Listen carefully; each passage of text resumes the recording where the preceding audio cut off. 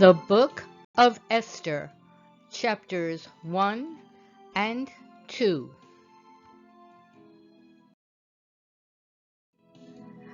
Now it took place in the days of Ahasuerus, the Ahasuerus who reigned from India to Ethiopia, Cush, over 127 provinces.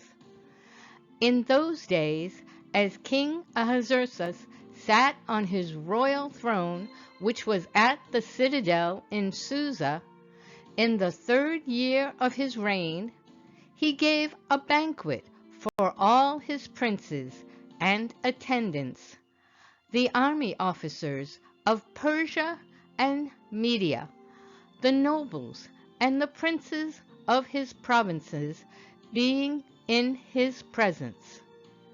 And he displayed the riches of his royal glory and the splendor of his great majesty for many days, 180 days.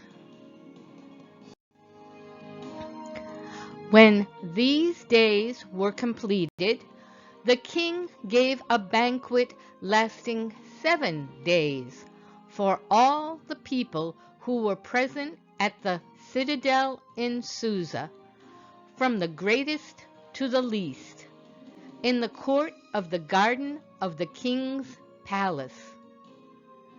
Queen Vashti also gave a banquet for the women in the palace royal house, which belonged to King Ahasuerus. On the 7th day, when the heart of the king was merry with wine, he commanded the 7 eunuchs who served in the presence of King Ahasuerus to bring Queen Vashti before the king with her royal crown, in order to display her beauty to the people and the princes, for she was beautiful.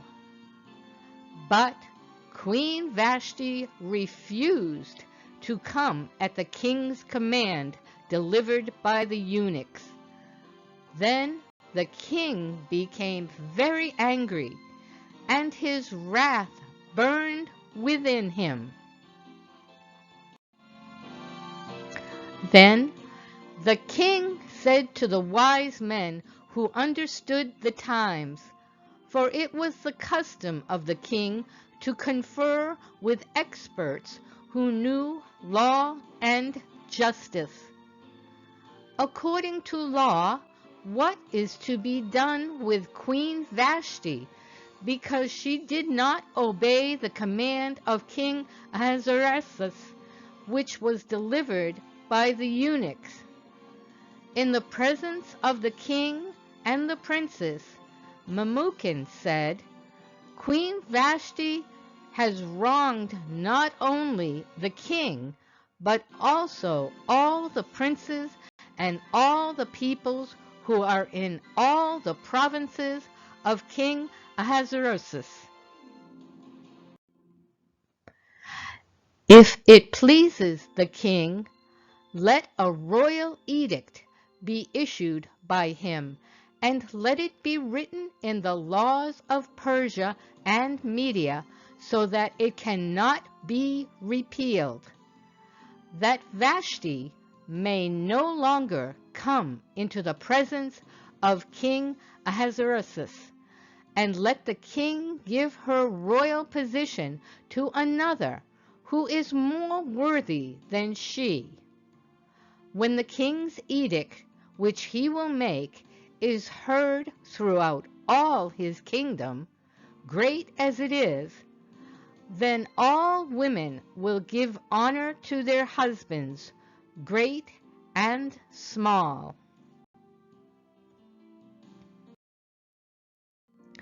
Then the king's attendants who served him said, Let a search be made for beautiful young virgins for the king.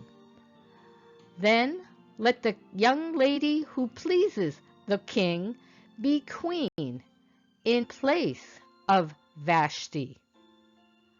And the matter pleased the king, and he did accordingly.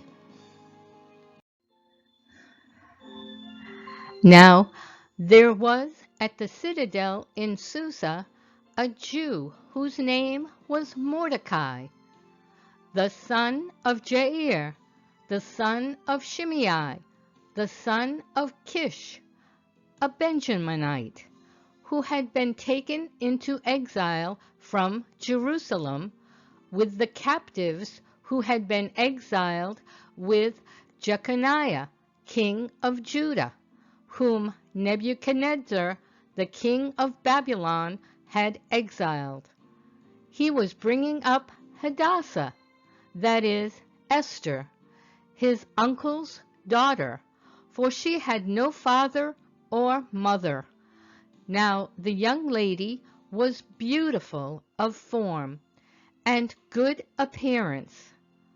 And when her father and her mother died, Mordecai took her as his own daughter. So it came about, when the command and decree of the king were heard, and many young ladies were gathered to the citadel of Susa, into the custody of Hegai, that Esther was taken to the king's palace into the custody of Hegai, who was in charge of the women. Esther did not make known her ethnic background or her nationality, for Mordecai had instructed her that she should not make them known. Every day Mordecai walked back and forth in front of the court of the harem to learn how Esther was and how she fared. Now, when the turn of each young lady came to go in to King Ahasuerus, after the end of her 12 months under the regulations for the women, for the days of their beautification were completed as follows: 6 months with oil of myrrh, and 6 months with spices and the cosmetics for women. The young lady would go in to the king in this way. Anything that she desired was given her to take with her from the harem to the king's palace. Now, when the turn of Esther, the daughter of Abihail, the uncle of Mordecai, who had taken her as his daughter, came to go in to the king, she did not request anything except what Hegai, the king's eunuch, who was in charge of the women, advised. And Esther found favor in the eyes of all who saw her. The king loved Esther more than all the women, and she found favor and kindness with him more than all the virgins, so that he set the royal crown on her head and made her queen instead of Vashti. Esther had not yet made known her ethnic background or her nationality, as Mordecai had commanded her, for Esther did what Mordecai told her, as she had done when under his care. In those days, while Mordecai was sitting at the king's gate, Bigthan and Teresh, 2 of the king's officials from those who guarded the door, became angry and sought to lay hands on King Ahasuerus. But the plot became known to Mordecai, and he told Queen Esther. And Esther told the king in Mordecai's name. Now, when the plot was investigated and found to be so, they were both hanged on a gallows.